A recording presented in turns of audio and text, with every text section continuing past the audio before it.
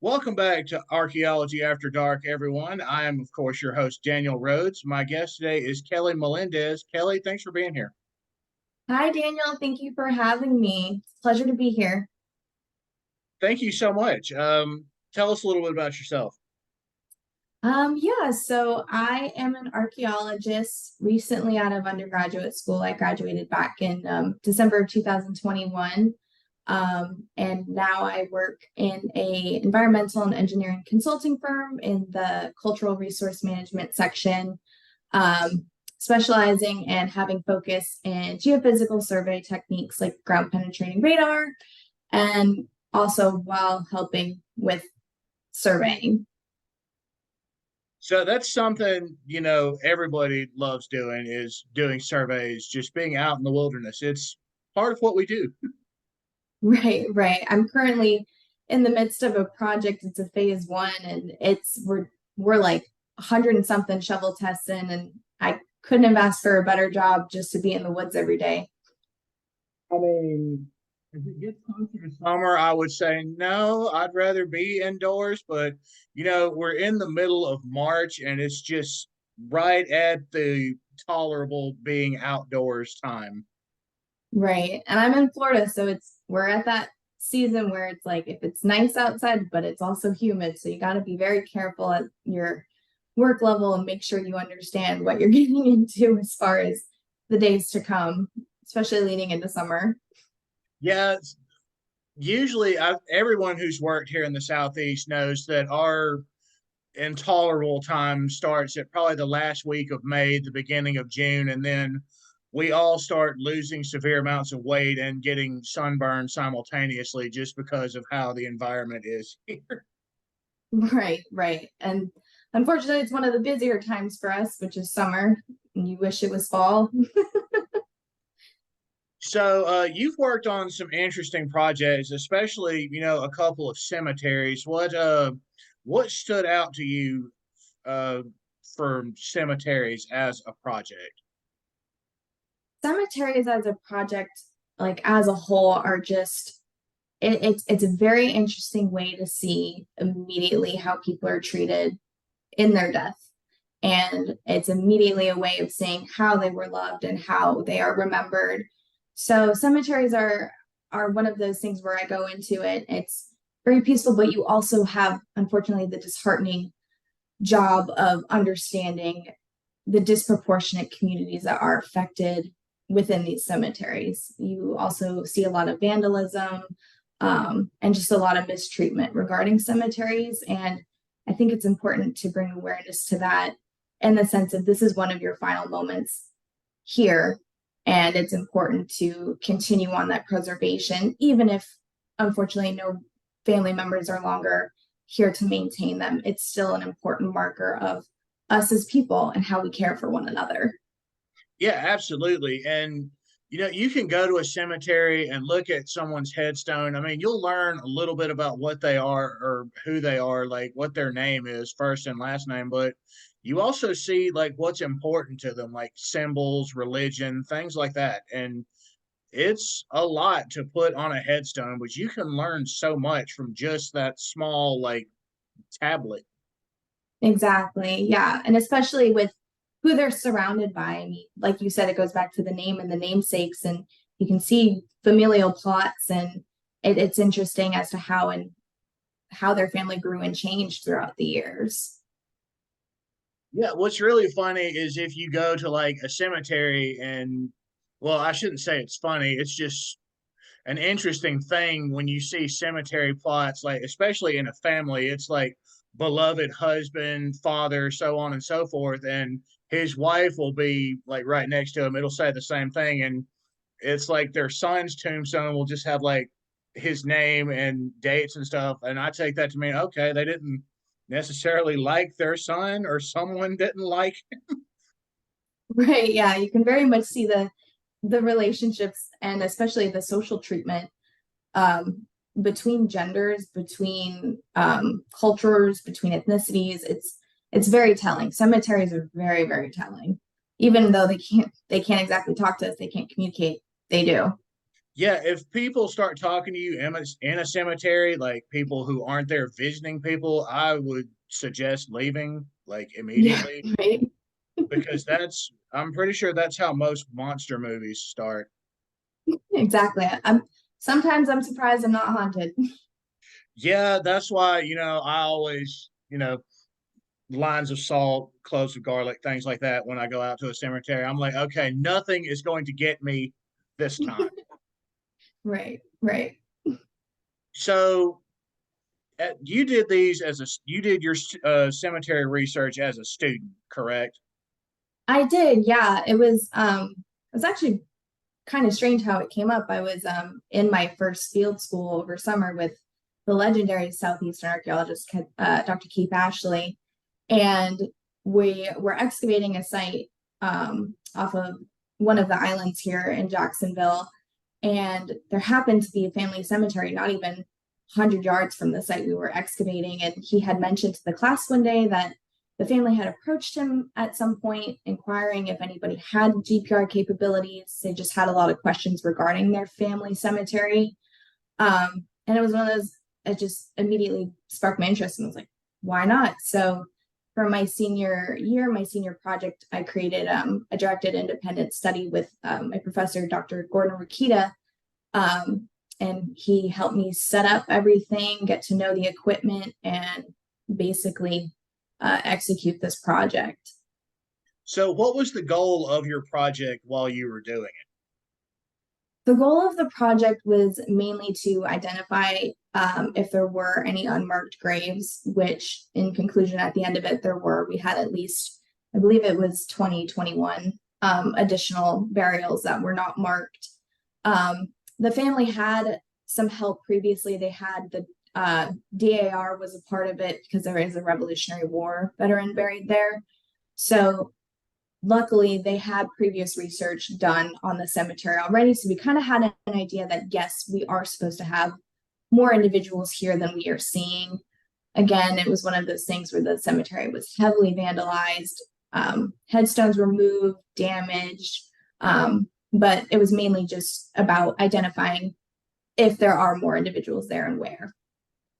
Now, this is something, folks, keep in mind that when you visit a historic cemetery, especially a historic cemetery, that there is a distinct possibility that there are people there whose graves aren't marked.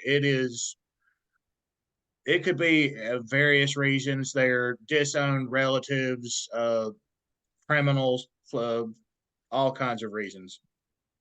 Correct, yeah. And unfortunately, with the cemetery that exists today, the boundaries of it are relatively new. Sections of the property, when it was in full use as a citrus plantation, had been sectioned off, sold, built upon as private residences.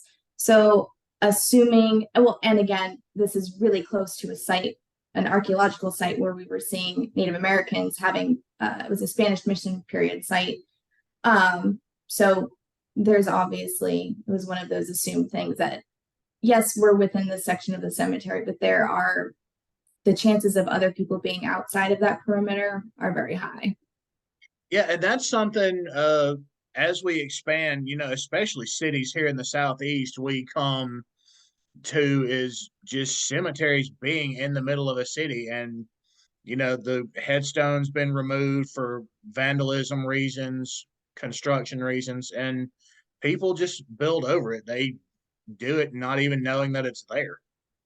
Right, right. And a lot of the times, like with Jacksonville and St. Augustine being right here, it's some of the oldest cities and oldest buildings that we have here. There were certain years where prior to a certain year, no surveys were done. And so it was just assumed they were allowed to build on top of. So you do unfortunately see a lot of cemeteries being developed over. Yeah.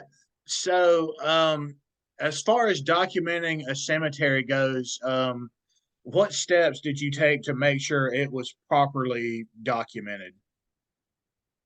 So I was able to obtain the previous historical site forms from the master site file that was here in Florida and kind of get a gist of what had been done previously and to get an idea as to, okay, what are my next steps? What do I need to set up as far as this goes. And mainly that was just obtaining more research, and then coming up with actual delineation plans, as far as setting up our cross-section lines and things like that, and just making sure we update every record that we have and submitting that as well to back to the site files. So how I know digitalization has become made it easier to do cemetery research. Did it help that some things had been digitized by then? It was helpful in most cases. At the beginning, it wasn't, because it was understanding how many names this one particular cemetery went by, which is another thing we see a lot of, where if cemetery names can change, or they people can call them one thing and then another. So it's really getting into that research and understanding and making sure that, okay, this is also referencing this, kind of cross-referencing everything and making sure that we are talking about the exact place. But I will say overall the digitization of records has helped. Yeah, and Kelly brings up a great point. The names of cemeteries do change. It happens a lot, actually. Like, say the cemetery is attached to a church or something, and the church is burned, abandoned, things like that. And the city takes it upon itself, or the county, whatever the governing body is, and they rename it to something like a patron saint or a famous person from the city or whoever was mayor at the time or something like that. Right, right. So, what other projects have you worked on? I know you've done a couple cemeteries. What other projects have you enjoyed doing? So I was really lucky to a part of being with the cemeteries. As you can see, mortuary ritual behaviors is kind of my peak interest. I had actually applied for a field school that was over in Poland, and again, surrounding a cemetery, I was lucky enough to join the team in excavating a 13th century Polish cemetery. That wasn't the cemetery that people were supposed to be vampires, was it? So actually, it was a common belief that at this time and in this region that some people could be vampires. We didn't see it with this any of the individuals that we excavated during our field school. We didn't get to see it firsthand, but there are instances of, yes, there were people there who are believed to be vampires, and so when they are laid to rest, sometimes they're laid buried face down. Sometimes they had stones placed on their head or on their abdomen, and it's a way of maintaining them to keep them underground. So they do things like that to prevent them from coming back and haunting or feasting upon the living. Correct. Yeah, correct. It also was commonly believed that if you were believed to be a vampire while you were living, you were kind of a social outcast. You weren't really welcomed, although they wouldn't attack you. You were just not welcome. You kept to yourself, and then after death, they made sure you weren't coming back. It kind of destroys like the trope that we think of people being vampires. Like all the vampire movies I've ever seen, the vampire is well dressed, popular, ridiculously rich from living hundreds of years. But seeing someone be a social outcast and be a vampire would be different from how it's portrayed, I guess. Yeah, yeah, it's really interesting. It was hard life, especially because in some of those instances, it's not really in the like the supporting. It was mostly peasants that were having this common practice between each other. So it wasn't really the people and the manner they were supporting. It was within their own community. So, what got you into mortuary type things as a field of study, if I'm not being too personal? No, not at all. Yeah, honestly, it goes way back, like baby me. I believe I was in first or second grade. My school library had one of those Egyptology books, and I flipped through it and I got really into Egyptology and the practice of mummification. And it got to the point where I remember one Christmas, I was probably like fourth or fifth grade, I got this little mummy figurine where you could go through the practices. It kind of opened up. You could jar the internal organs and then wrap and go through the stages of mummification. So it was one of those where early on it piqued my interest and I kind of just ran with it. Okay, I'm not gonna lie, the mummy figurine with the jars and the removing of the organs sounds so cool, and I feel like every archaeology lab should have one just for semantics. It was incredible. I remember at some point, I can't do it now. At some point, I was able to like decipher hieroglyphs, and I got super into it. I was lucky enough to learn how to write my name, and then I didn't have the artistic skills to draw a stork, so I stopped doing that. Yeah, it's very artistry heavy. Yes, it's so hard to just trace. Like, I have tremendous respect for people who are art historians or artists just in general because that takes talent and commitment that I don't have.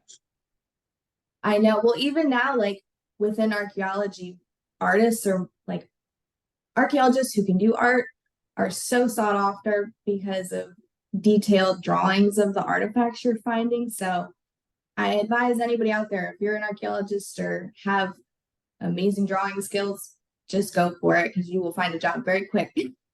Yeah, and it actually really helps, especially when you're finding just like pieces of like pottery or ceramics or things like that, that you can actually just like draw what it was supposed to look like and have that attached in your documentation. Like, this is kind of what it looks like, or maybe I took some artistic liberties, but this is kind of what it looked like. Right, right.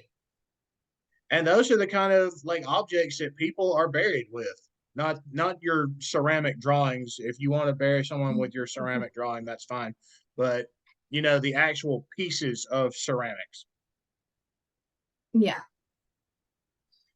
So what else? I know you guys do a lot of stuff down there in Florida, especially in St. Augustine. What are some things that have stood out to you from working in Florida?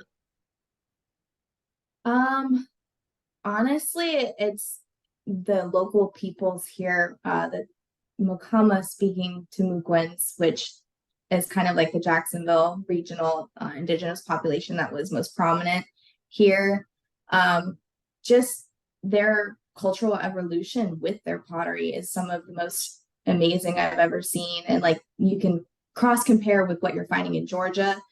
They look very similar, they'll have different names, and then understanding and trying to connect how their pottery evolved.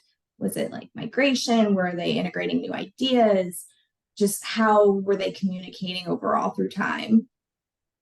Yeah, that's something I've really enjoyed, especially like looking through old archaeological reports from when people like first started like seriously living in Florida and making like their own tools, like fish hooks made out of seashells is so cool.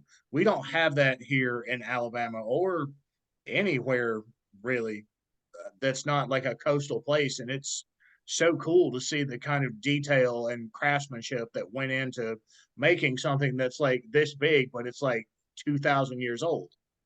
Right, right. And like even some of the funnels remains that we've been finding, like will have inscriptions or incisions on them. And it's like we've never seen that before. So it's how do we interpret that? What would that mean to those people? It's it's some of the most incredible things. So you specialize in mortuary studies. What does finding something like that mean to you from a mortuary standpoint? Oh gosh, it could mean a Yeah, whole bunch. I know a lot of people try to go immediately towards symbolic of what does this mean? What does that mean to these people as far as their culture or their religious belief? Um, and sometimes, yes, you can run with that idea, but then other times it's okay, but how is this practical? How was this item used in their daily lives? And daily lives could be in the practice of burial. So it's one of the things where you have to ask all and any questions, and it's really hard to just focus on one. It's really easy to, but you also have to keep in mind there could be other influences. yeah. So when you're looking at an object, think of it from not just one perspective, like who would have used this, why would they have used this. Look at it from all those questions and try to answer them simultaneously. It's maddening to try to do that, especially when you all you have is this one little thing, but you can learn a lot from just this one little tiny 2,000-year-old thing. Right, right. It's especially hard when you come across something that you've never seen before and you haven't seen since, and you could have found or studied that 10, 15 years ago, and you're still searching for, okay, is there another one just like it? And so it's very easy to get into a rabbit hole of thought process. Yeah, and that's the double-edged sword of finding something unique in the field is, you have it and you want to know if other people have it, but then you find like one or two people that have it and they don't really know more about it than you do. So you're kind of all Right. in the same like limbo of this singular artifact. Exactly. Exactly. And it's complicated. Our job is very complicated. Yes, and that's one of the fun things about archaeology is it's complicated and it is wonderful and frustrating all at the same time. Exactly. So we're gonna just about wrap it up for today. Kelly, what are some advice or pointers you would give to people who are getting started in the field or starting out as students? The one thing I cannot stress enough is having overall care for what you do. And that is not just the sense of caring for the people you're studying, but what we do is anytime we excavate, we are destroying the site, right? So in order to make sure that we have all records, any records as possible, it is so, so important to be as detailed and thorough as you can with your documentation.